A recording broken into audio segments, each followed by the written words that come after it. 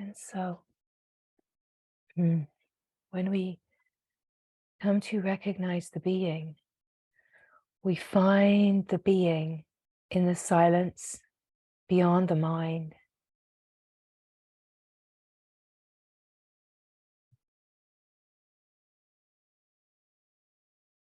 When we are sitting and resting, we are being pulled by the silence that is beyond the mind.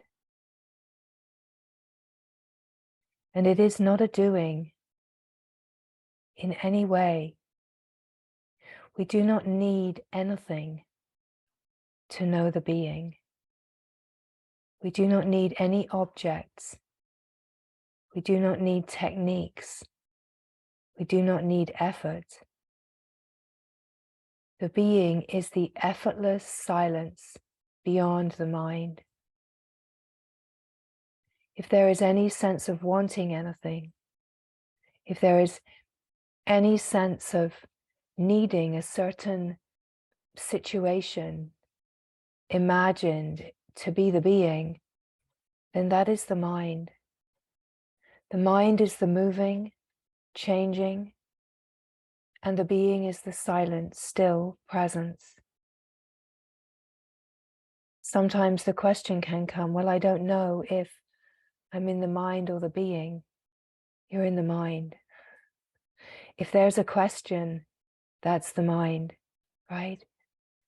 And it is to find out for yourself, does the silent, still being have a question? Right? It's incredibly simple. Being the being is incredibly simple in its naturalness.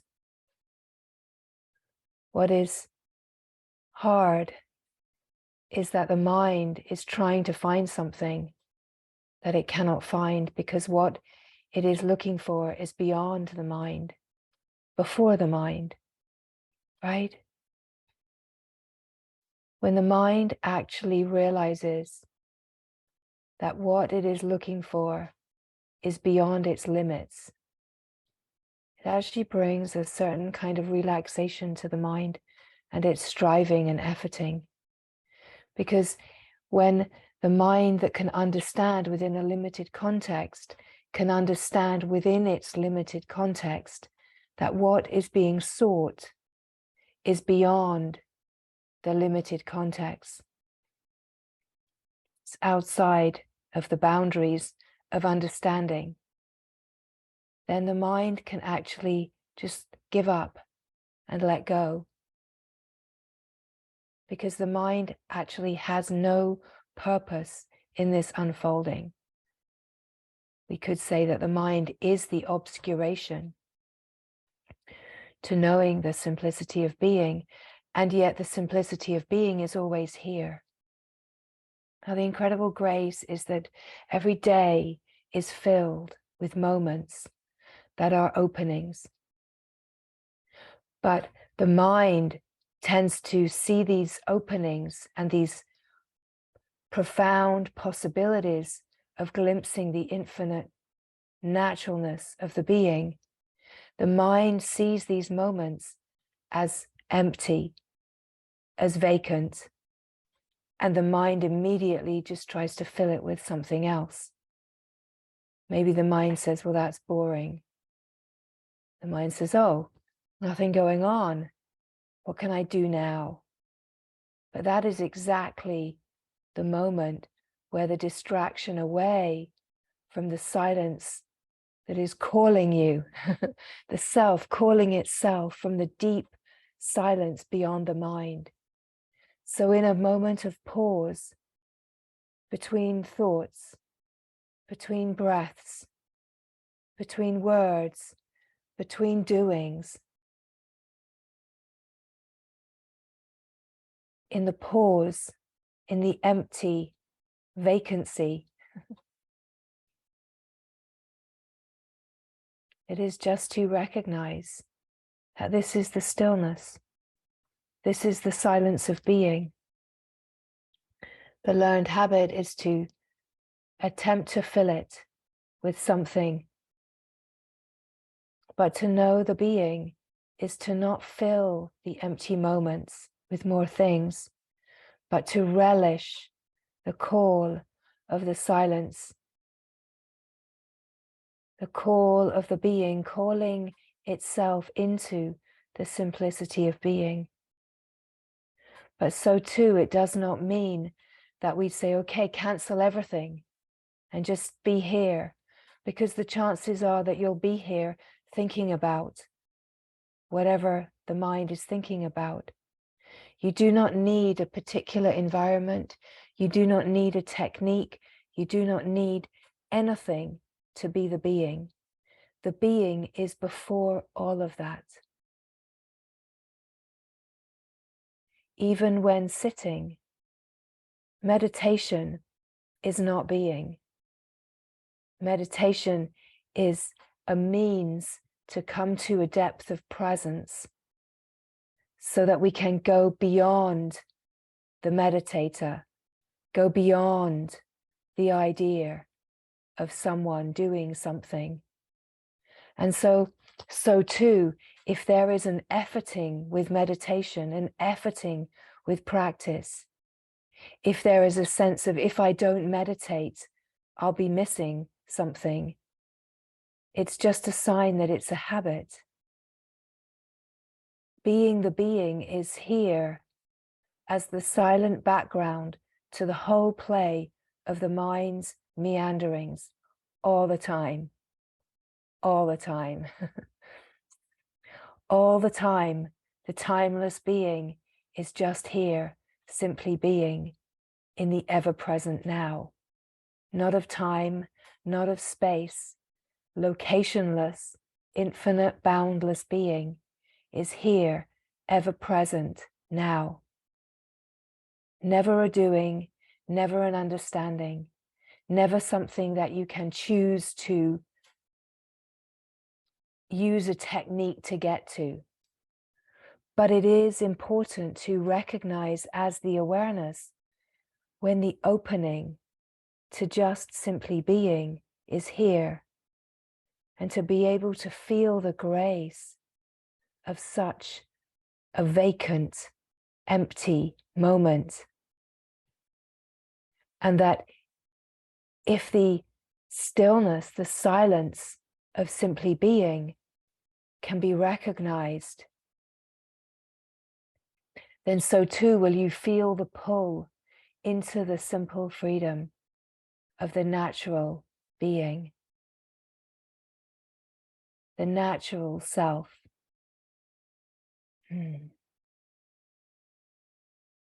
It is about the silence. It is about the silence that is before all movement. What the silence is referring to is the unmoving, unchanging, unknown, right? In a way, spiritual practice and meditation are vehicles to prepare the nervous system to settle into some kind of witnessing presence, to be able to even be open to perceive that there is something before and beyond the mind. So this is the grace that as we recognize in sitting, that it's not about being a meditator that is meditating. It's not about the experience. It's about the disappearance of the meditator.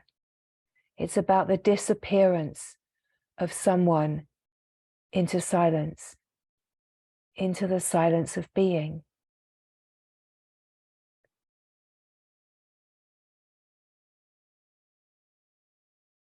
In the disappearance, there's no one to be narrating, because it's not an experience that comes and goes. It's a timeless loss of identity. It's a timeless openness, emptiness, naturalness. And yet there is a felt sense of presence, a felt sense of being.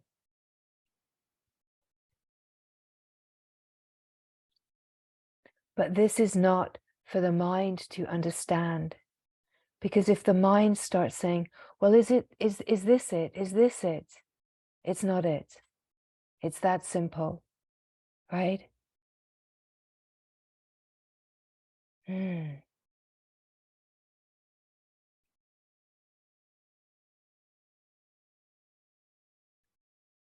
So the practices are of great benefit to bring us to a quietening, a sense of presence, a sense of witnessing the moving, changing,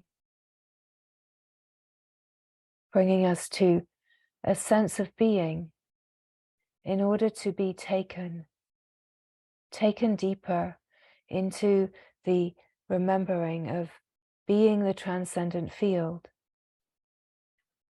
Now the recognition that I'm not the person, I'm the presence, I'm not someone, but silence, is an instantaneous clear seeing. And once seen, it's never forgotten. And yet there isn't an immediate disappearance of the whole life. There is still much residue that has to be burnt out, right? It's like the fire of the life. The embers are still burning, and it has to burn its way out. It has to finish what it started on a certain level. But this is not work for the mind. This is just the natural flow of life living itself. So the being is simple. The being is empty. And every day is full of opportunities that are given by the grace of the divine, the self calling itself into itself, are the pauses between things. And it is just to see how engaged we are with things, how concerned we are with things, and how there is generally a constant desire for more things. But it is in these desires that we can also get confused, because we want something, and when we get it, we feel happy, and there's a sense of a relaxation. And then we imagine that that happiness is caused by getting the thing. And so we want more things, because we start to imagine that when we get what we want, whether it's an object, an experience, relationship, we imagine that it is those things that bring us the happiness.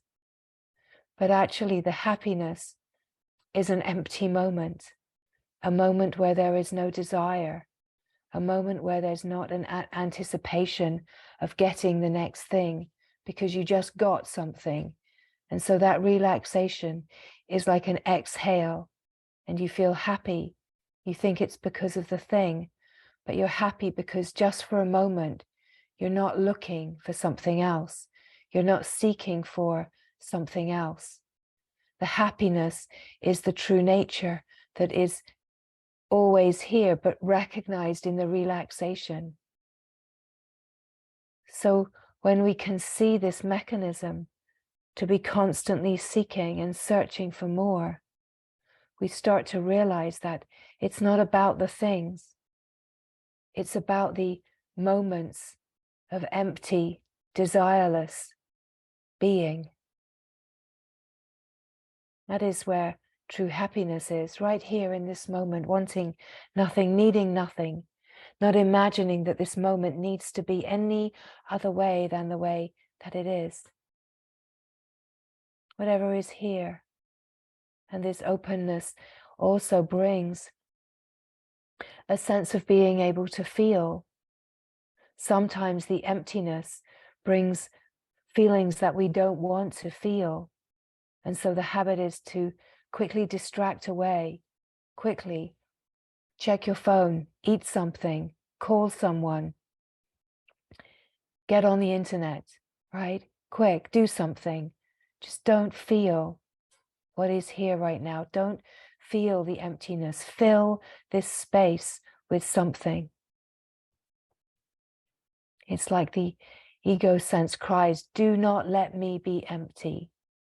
What does that mean about me?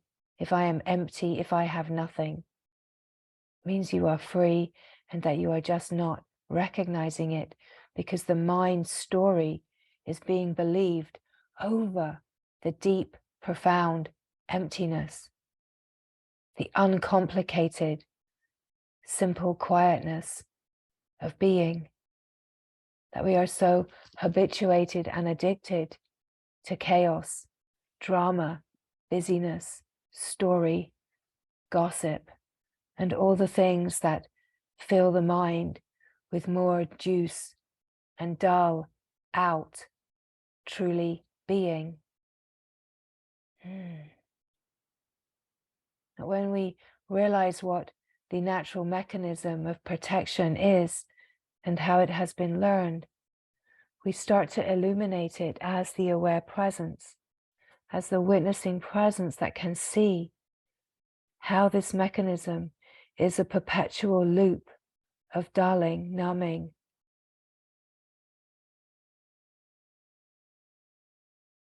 And in our longing for freedom, we can start to have more of an openness to recognize the simple emptiness of being, to recognize that what you are is not that story, that what you are is just the moment empty. In the absence of someone, the glory is shining. The truth is here in the absence of you. You cannot make yourself absent, but you can recognize the preciousness of the silence of being. And in that, recognize that the felt sense of self is still here, empty of story, empty of ideas and beliefs and concepts, and so fully present, just simply being. There is such a beauty to what you are in truth.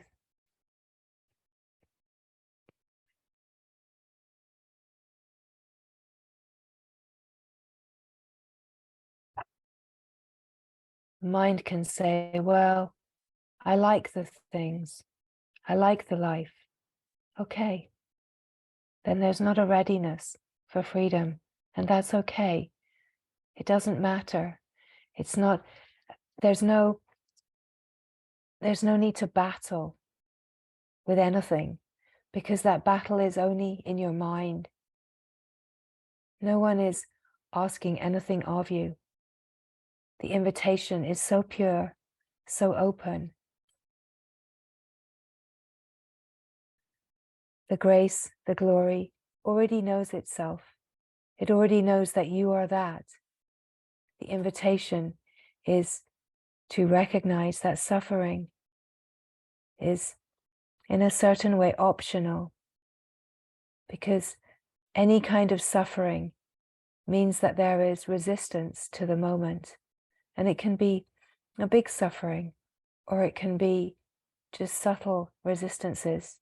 But when we resist the moment, when we find anything wrong with the moment, it is because we are trying to get away from the reflection that life is showing us. But the reflection that life is showing us is offering us the possibility to come to presence, to come to be so fully present with whatever is happening, even if it feels hard, even if it brings up a lot of feelings. The invitation is to be so fully present with yourself, whatever is happening, whatever the reflection, whether that reflection is something that you are seeing on a screen or reading about, or whether it is something that is directly being experienced in your life. It's never about taking external action so much as it is about meeting your own nervous system, the feelings that arise in you, because action can be a distraction. It's about being present to, and then allowing life to live itself. And then the actions that come are true actions. They're not actions that are a defense. They're actions that are the true movement of life, engaged in living itself, fully engaged in living itself. But it's not moving from distraction and protection. It's the ability to see, the ability to watch as the aware being, and start to notice where there is a sense of freedom and happiness and openness, and where there is a sense of constraint, struggle, thinking a lot about, trying to decide, feeling confused, and coming to this felt sense of being that just simply is. It is all about presence. Presence is freedom. It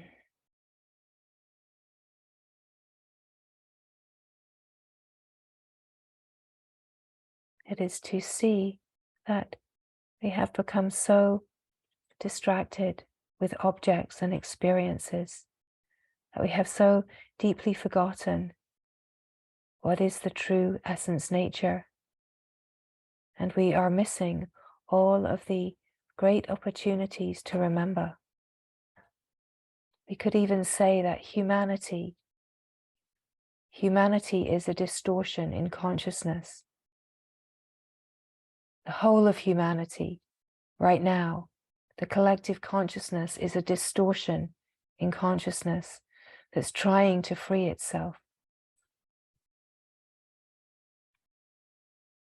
But so distracted with the character, so distracted with the story, so distracted with desire, getting what I want, so distracted with innovation, so distracted with technology, so distracted with objects, and so far away from nature, so far away from the simplicity of true nature, so far away from being able to see the simple reflection that Mother Nature gives us, so far away from the simplicity of what it is for life to live itself, to imagine that all of these things are so important. But it's the ability to see from the zoomed out perspective how great the distortion is, how great the corruption is, and how great the entanglement is in it.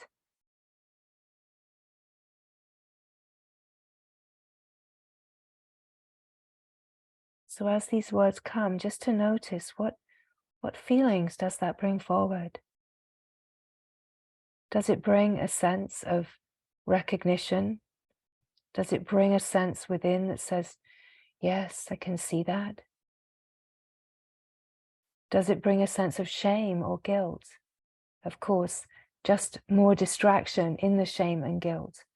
But it's about feeling the feelings. It's about feeling the truth within your own nervous system in the recognition of how far we live away from nature.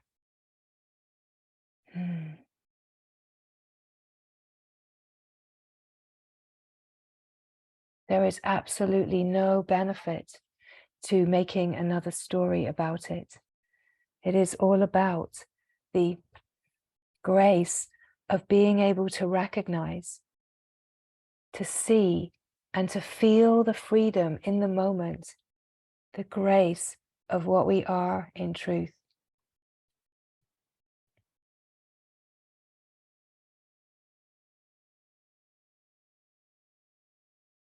what we think is important?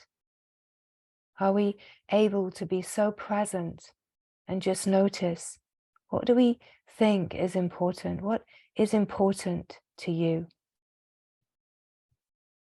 What means everything to you? It is to recognize, is it freedom? Is it the glory? Is it nature? Is it the knowing, the truth of who you are? No one is marking your book or having opinions, but it is just to notice, for all of us, to keep noticing, and having this opportunity to untangle the threads of entanglement.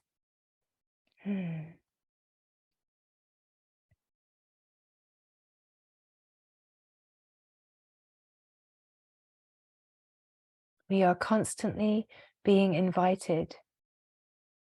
We are constantly being invited. So in these quiet moments, it is to relish the peace and the simplicity of being. It is to notice, do you really need another thing? Do you really need another experience?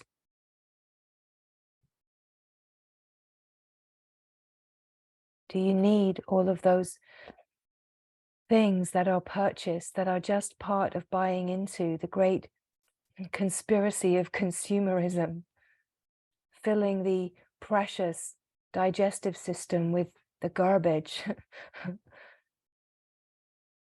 instead of just pure, simple, wholesome foods that actually nourish, right? It's just to see all of the ways that we collaborate with separation. It's just to have such an acute, attuned awareness to see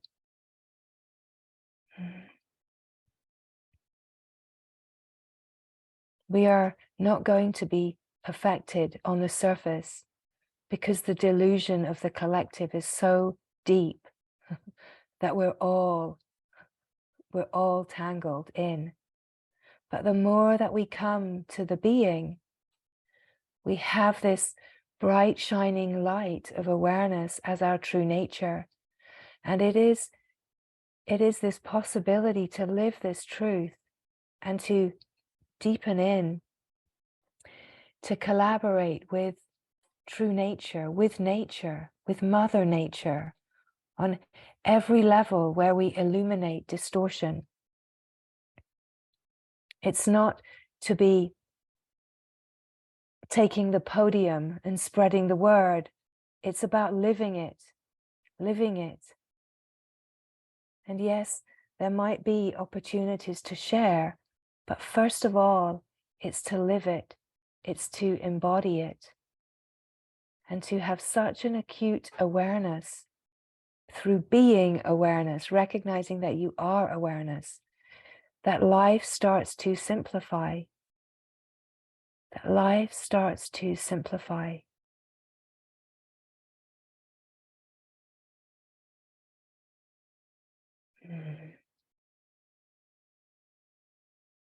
That we start to remember what is important. That a meaningful life isn't a life with meaning. A meaningful life is to be yourself. It's not where the mind feels like I have meaning, my life has meaning, I have a purpose. A meaningful life is to align with true nature and for the true Dharma to be lived, to sing the unique song that you are here to sing, dance the unique dance, to flow as the unique flow of life, moving in absolute alignment with the whole unbridled flow of life. Resting in silence, resting in the deep, silent presence of being. It is to notice that where there are struggles, where there are challenges, this is the grace of where the work is. This is where the pointings are. It's not to try to get away from it. It's not to try to make it different.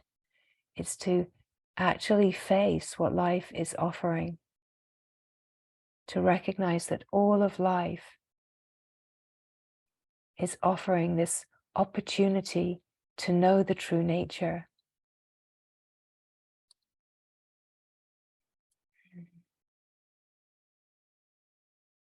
To come to the simplicity of being, objectless awareness, openness.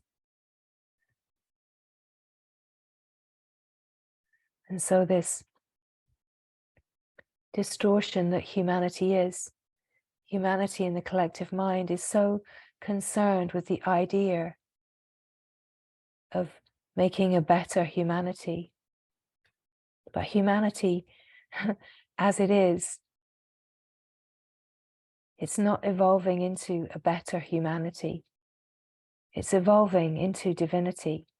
And it can only evolve to the remembering of divinity by letting go of all of the entangled distractions that the distortion of the collective consciousness is tangled into.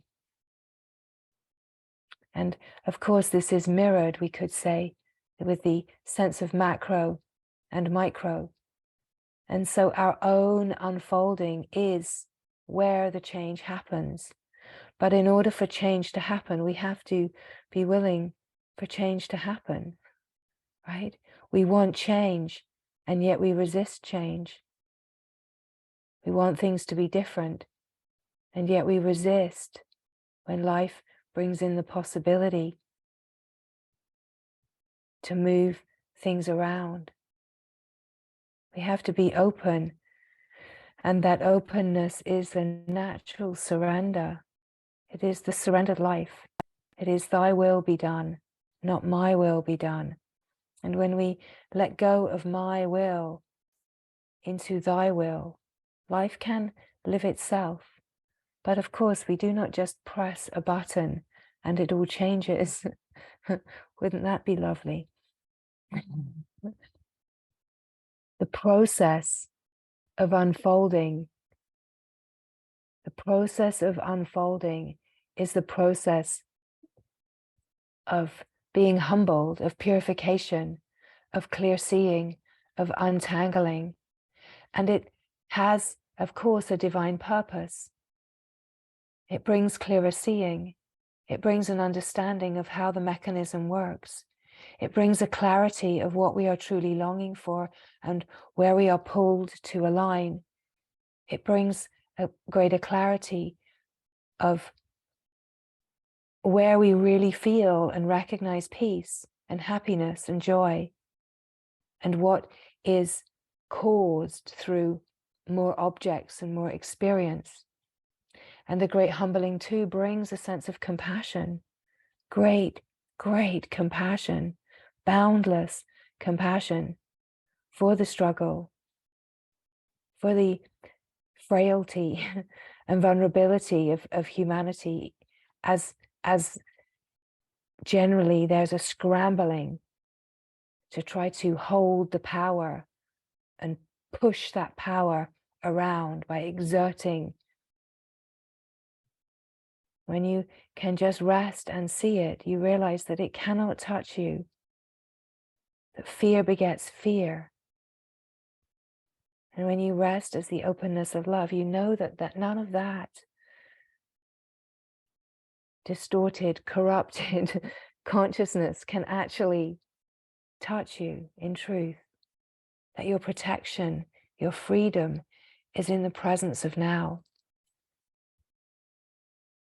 And so it is to recognize where there is conflict within, recognize where there is battling within, and to be the change, be the peace within your own system.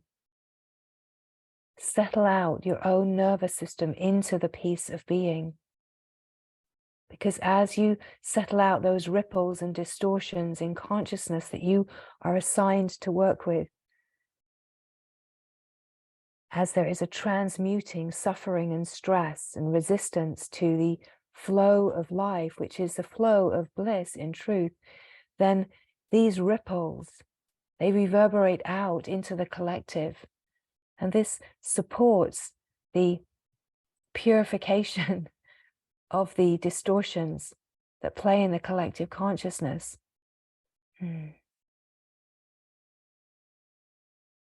So we're speaking big picture here, very big picture. And generally the mind is concerned in small picture me, me, me, me, me, right? So this invitation is to come to the being and open to a bigger picture, and to know that the picture is bigger than we can ever really open to. But we can keep opening to the possibility of what we are being invited to, that we are being invited, all of humanity, we could say, of course, it's all the one. And we are being invited to remember the divinity. We're being invited to remember the wholeness. We're not being invited to a relative transformation, right? Not on a micro level or on a macro level are we being invited to relative transformation. We're being invited for the transmutation of the great distortion of separation to be seen through. So big picture, very big picture. And that very big picture is a shining light. Maybe we could call it the divine dream, although it's not a dream, it's reality.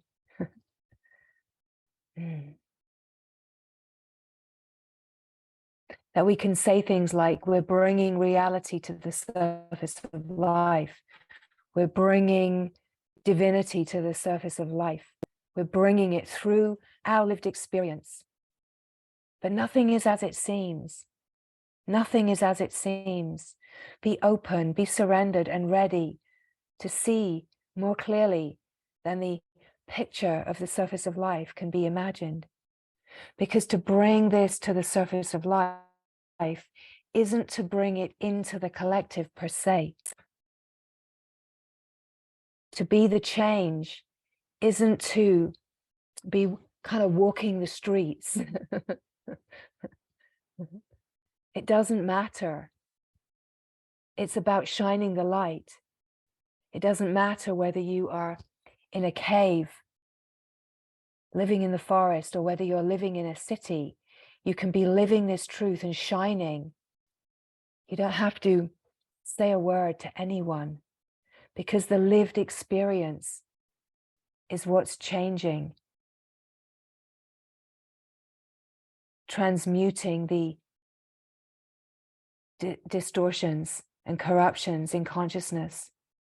That we don't change the corruptions by screaming at the TV or whatever you're watching, right? Wah, wah, wah, wah, wah, wah. We just see that the whole picture of corruption is just a bunch of wounded children. And we let the heart open in utter compassion to feel the pain, to feel the pain that beings that are playing out the pictures that we might see that seem to be corrupt and evil, crazy. Those pictures are pictures in the mind. And if we get involved in the pictures, then we're actually we're buying into what they're trying to sell. Right?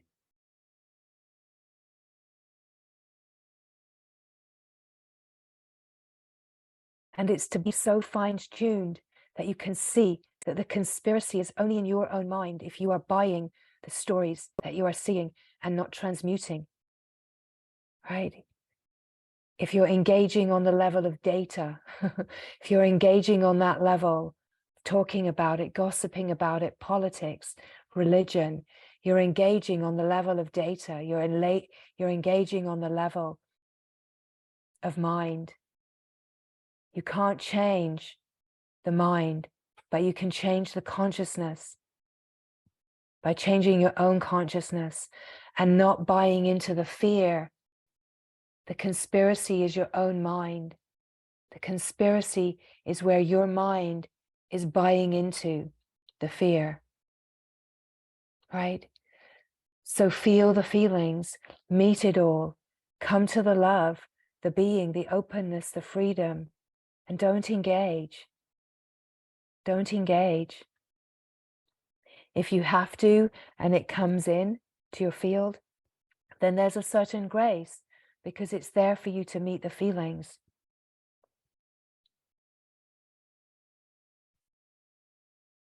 Let natural action happen. Let natural action happen. Because life is fully engaged in living itself. Life is fully engaged, so it does move on the surface of life, but it moves as love. It moves as the light. It doesn't have to say anything, but it moves with a resonance, with a vibration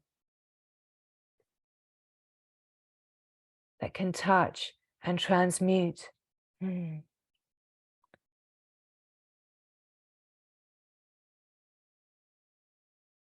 So however this is being received, it's just to be with it.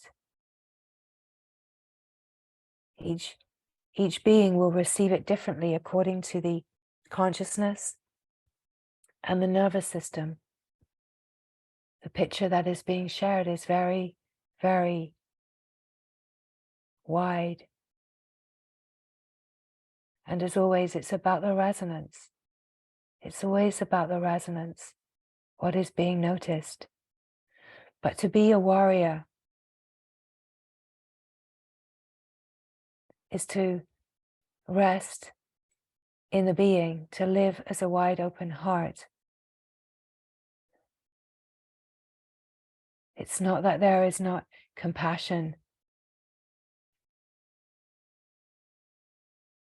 If there is a seeing of things that feel disturbing, it's not to ignore that, but it's to meet the feelings. It's to recognize the heart-wrenching, gut-churning images that you might see. But to feel the feelings and to recognize that it's all about cracking open the protections, opening up to the whole landscape of consciousness in order to transmute it, to surrender through it, and to, through it, recognize the contrast, recognize whatever arises, but to be able to transmute it and to know the peace and happiness and clarity of being that's never touched, is to shine the light and to hold this resonance of truth, of beauty, of divine wholeness. The knowing that all beings are this one being. All beings are being invited into this. But where we are one is not on the surface of life, right? Where we are one is where we are one. It's in the light, in the love. So we can't try to bring the sense of oneness in the diversity. We have to just live beyond the mind, in the being, in the knowing of the being, in the knowing of the oneness. Not trying to change on the level of the external or the diverse, to see that there's so many opportunities to get distracted,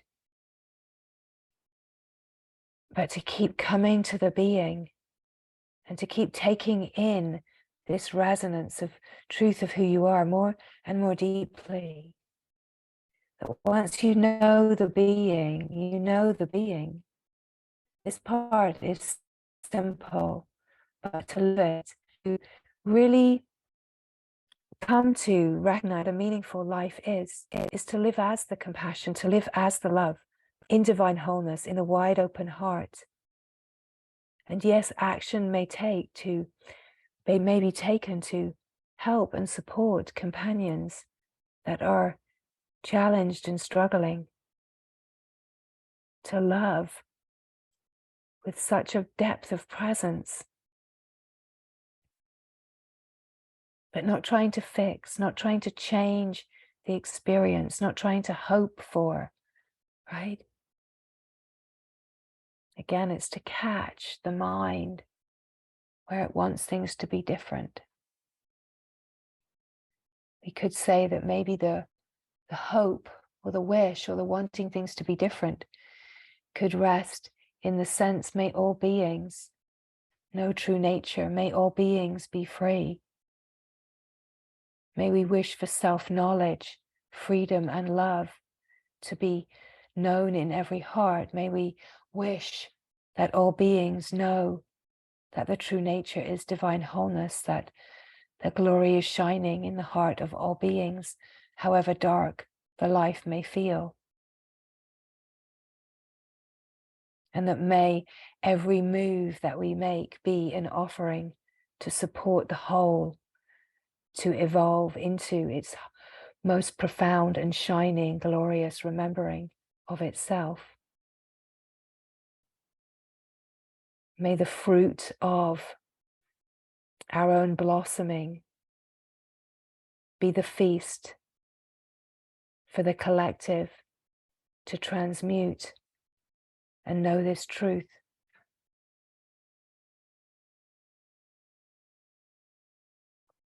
May we resonate with such a fineness that the love and compassion and the light of that which is true can be felt vibrating a little more strongly, with a little more warmth in every heart that feels to be separate.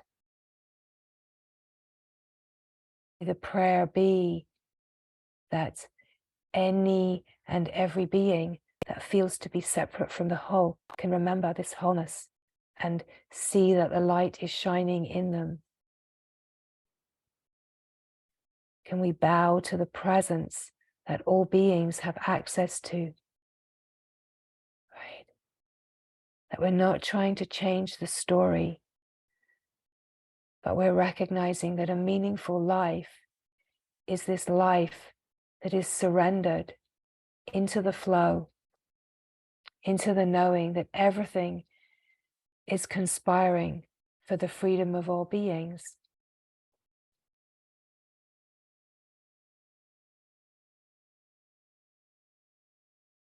That we're not afraid of anything, that we're not afraid of anyone, we're not afraid of losing things, because we know the love and wholeness and the simplicity of what life really is. And we can see the shining example of Mother Nature and what she is willing to surrender, what she is willing to go through.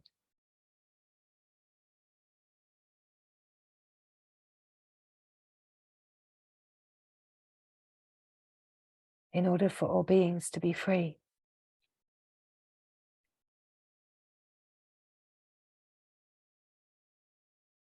Because the true one, the divine wholeness, knows that wholeness is never tainted. Wholeness is never divided and has never been.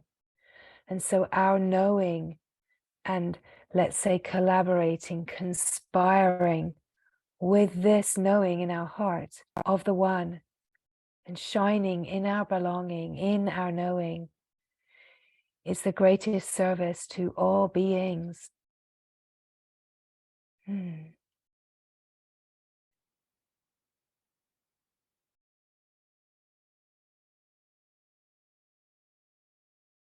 That there is no personal gain, because there is no person to gain.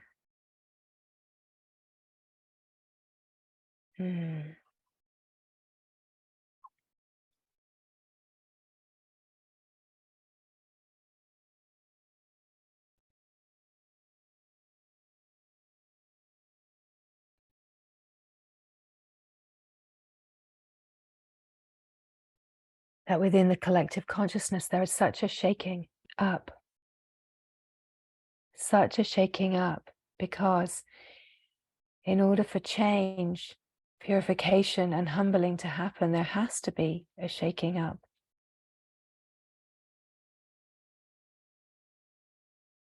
So we have to allow the shaking up, not try to fit it all back together, not try to make it back the way that it was before, but to recognize that the shaking up, the crumbling,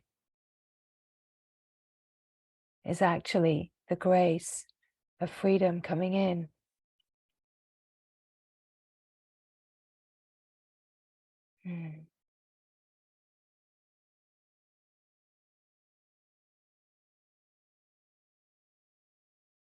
So it is about resting in the being, in the presence, right here now.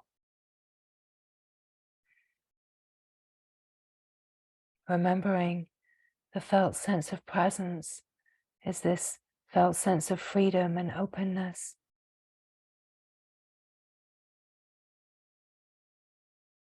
That there's an emptiness. The emptiness in truth, when there is just a pausing here, is discovered to be a blissful emptiness, a contented emptiness, an openness, where there is just a sense of simple peace. And you are the peace. You are at peace, in peace, the peace. That the true nature is peace. And the peace is in this presence of being. The only way out of the delusion of the mind is right through the center, through meeting it all, through feeling the feelings, not resisting, meeting it all. This is what it is to be a warrior.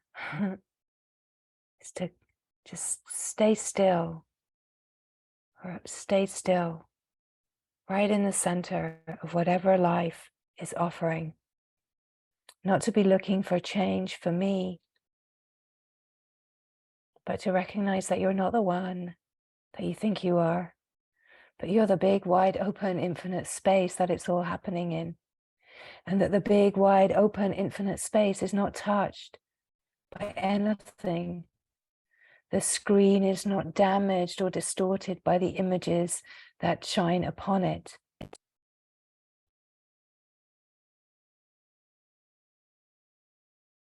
In a way, we could say that the sense of the human life is, the soul is like being the screen, but in truth, we're the light. We're the light that allows for there to be a projection. So the projection can just be light, or the projection can move through the filters of the mind. But it is to know that there are two flows. There is one flow, which is the flow of surrender, perpetual surrender, which is the pull, the magnetic pull into the divine to know this truth, the pull in. And there is the opposite flow, which is that polarized flow that is being repelled away from the divine. And in truth, that flow is the flow that creates the appearance of creation. So if we engage in the flow of creation and we just keep trying to interfere in creation and create more, manifest more for the me, what we are really collaborating with is the flow that is moving away from the divine, We're moving in the flow that's being repelled instead of the flow of attraction, right? And that's really is what we're speaking of, where we speak about being engaged in the external, trying to make change in the external, is that we're actually moving in that karmic flow, the obscured karmic flow, which is moving in the distortion. And it's only when we come to recognize the flow of attraction that we come to the freedom, where we're surrendering in devotion and the naturalness, right? And these things don't have to look like the mind might imagine, but pure surrender, pure devotion is just the saying yes to all that is. Recognizing that there's something greater that is moving all the pieces. And it's saying yes to that flow. Pure surrender, pure devotion isn't about deities and altars and all these things that we can imagine. True devotion is just saying yes to life, right? True devotion is the willingness to just not resist, to just rest still and present in the being, whatever is happening on the surface of life, to keep saying yes to the being, yes. And this perpetual surrender of life into the knowing of itself, the knowing of itself, the knowing of itself, to just keep saying yes to the resonance of truth and see the ability of the mind to create more and more and more delusion, to recognize that the world has nothing for you, not in truth. Where the fulfillment is in the being. Mm-hmm. So this is what we're up to.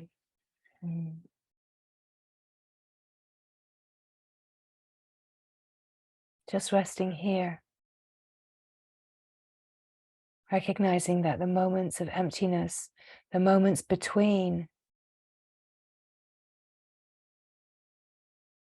thoughts, between happenings, between breaths, between words, the moments of silence is the call of the divine, calling itself into remembering.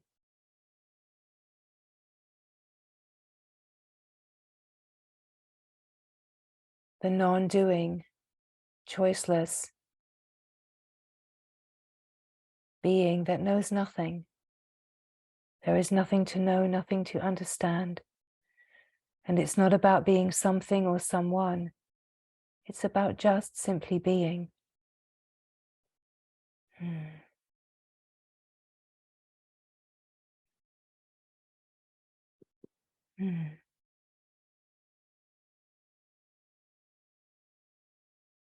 There is an ache in the heart of humanity, and that ache, unbeknownst to many, is the longing for freedom.